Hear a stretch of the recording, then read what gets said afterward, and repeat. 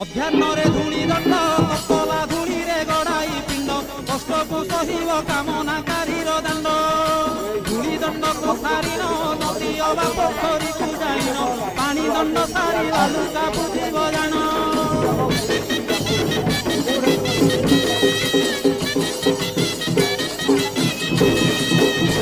ଦାନ୍ତ କାଠି ନ ଘଷିବ ଆମ୍ବ ପତ୍ରେ ଦଣ୍ଡ ବୃଦ୍ଧି କରିବ ଜଳ ଦଣ୍ଡ ପରେ ଅଗ୍ନି ଦଣ୍ଡକୁ କରିବ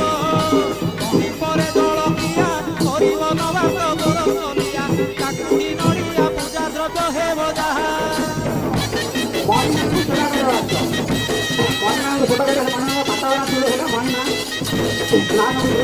ଘରେ ଭୂତାଙ୍କ ଘରଣୀ ସେ ରୂପେ ନିୟମ ମାନିବେ ପୁଣି ନିୟମ ଭାଙ୍ଗିଲେ ଦୋଷରେ ହେବେ କାରେଣୀ